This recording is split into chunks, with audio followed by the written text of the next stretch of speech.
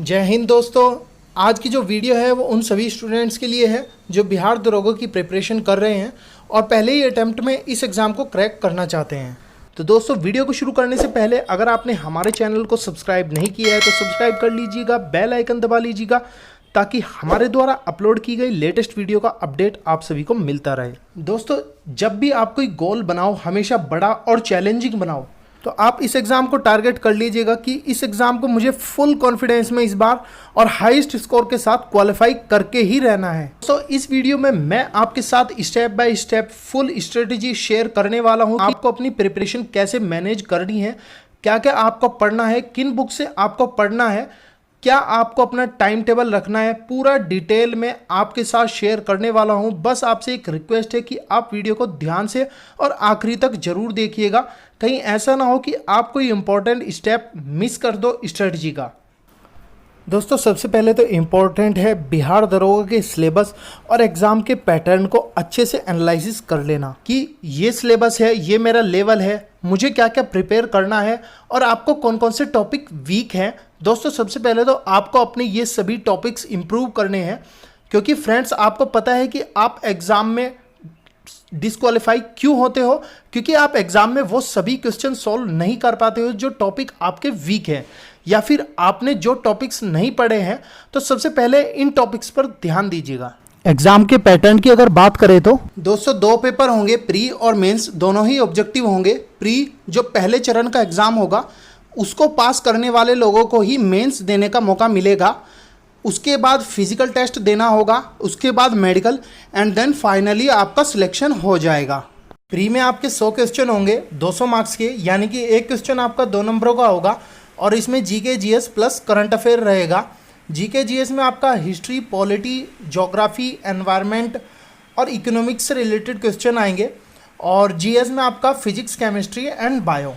दोस्तों, current affair में आपकी इंपॉर्टेंट डेट्स यानी कि महत्वपूर्ण दिवस, जैसे कि 7 अप्रैल को स्वास्थ्य दिवस मनाया गया, 21 अप्रैल को योगा दिवस मनाया जाता है, कैंसर डे कब मनाया जाता है, इसी तरह के सभी इंपॉर्टेंट डेट्स आपको अच्छे से कवर कर लेने हैं। कोरोना वायरस, इस सिचुएशन में कौन कौन सी योजनाएं चलाई गई, या फिर एक मोबाइल ऐप लॉन्च हुआ था आरोग्य सेतु ऐप, इससे रिलेटेड क्वेश्चन बनेंगे और कहाँ से ये शुरू हुआ था। सीए एनआरसी से क्वेश्चन बनेंगे, इंपॉर्टेंट योजनाओं से क्वेश्चन बनेंगे, इंपॉर्टेंट समिट, G20 सम्मेलन, ब्रिक्स सम्मेलन, G7 सम्मेलन किस देश ने मेजबानी की, तो किस इस टाइप के क्वेश्चन आपके बनेंगे। कोई अवार्ड जो हाल ही में दिया गया है आपको अच्छे से कवर करना पड़ेगा। बजट 2020-21 आपको अच्छे से देख लेना है। कैबिनेट मिनिस्ट्री मई 2019 में बनाया गया था, तो आपको देख लेना है कौन सा मंत्रालय किसको दिया गया है। कई बार ये सवाल पूछ लिया जाता है कि ये खिलाड़ी किस स्पोर्ट से संबंधित था, तो इस तरह के आपके क्वेश्चन बनेंगे। रिसेंटली में कौन कौन सी नियुक्तियां हुई हैं और किन बड़ी हस्तियों की डेथ हुई है, उनसे रिलेटेड आपके क्वेश्चन बन सकते हैं। दोस्तों, history, polity, geography, environment and economics के लिए आप ल्यूसेंट की सामान्य ज्ञान ले सकते हैं। इस बुक के साथ साथ आप ल्यूसेंट की ही एक ऑब्जेक्टिव की बुक आती है, वो भी इसके साथ आप लगा लीजिएगा। इन दोनों बुक्स का लिंक मैं आपको डिस्क्रिप्शन में दे दूंगा, आप चाहे तो सिर्फ वहाँ से ले सकते हैं। दोस्तों, फिजिक्स, केमिस्ट्री एंड बायोलॉजी के लिए भी आप ल्यूसेंट की सामान्य विज्ञान की बुक आती है, वो आप ले सकते हैं। इस बुक के साथ साथ आप इसी की एक ऑब्जेक्टिव की बुक आती है, इस बुक को पढ़ने के बाद आप उस बुक में से ऑब्जेक्टिव के क्वेश्चन भी लगा सकते हैं। इन बुक्स का लिंक मैं आपको डिस्क्रिप्शन में दे दूंगा, आप चाहे तो उसे वहाँ से ले सकते हैं। दोस्तों, प्री में केवल आपको बस क्वालिफाई करना रहेगा, इसमें आपको कोई भी नंबर नहीं जोड़े जाएंगे। आप 200 में से 200 भी अगर ले आते हैं और किसी ने केवल कट ऑफ भी पास कर दी तो दोनों की वैल्यू बराबर ही मानी जाएगी। दोस्तों, मेंस के एग्ज़ाम में आपके 2 पेपर होंगे। पेपर 1 आपका हिंदी का होगा, जो कि केवल क्वालिफाई करना रहेगा, इसके मार्क्स आपके आगे नहीं जोड़े जाएंगे।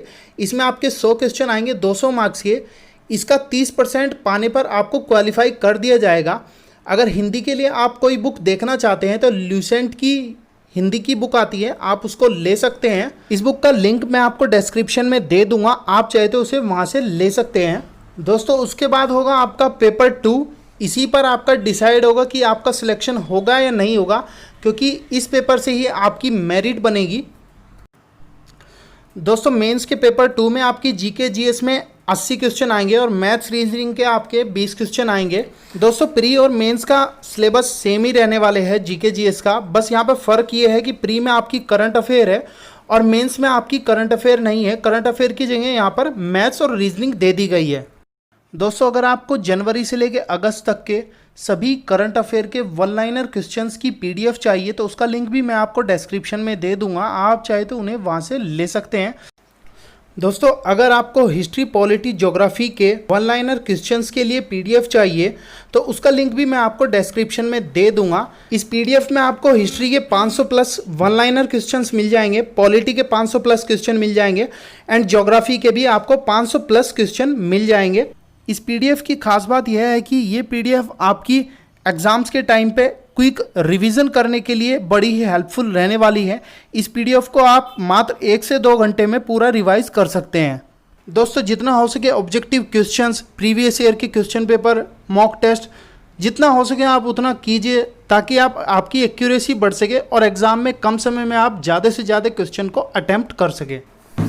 बिहार दरोगा में ज़्यादातर लड़के फेल इसलिए हो जाते हैं क्योंकि वो सोचते हैं कि लास्ट समय में फ्रस्ट्रेट हो जाते हैं कि ये भी पढ़ लो वो भी पढ़ लो। इस फ्रस्ट्रेशन में क्या होगा, जो आपका पढ़ा हुआ है वो भी आप भूल जाओगे और चूँकि इसमें हर फेज़ में आपको नेगेटिव मार्किंग मिलेगी 0.2 की। लड़के एग्ज़ाम में सही पता होने के बावजूद गलत अटेम्प्ट करके आते हैं जिसका कारण उनका सिलेक्शन नहीं हो पाता है।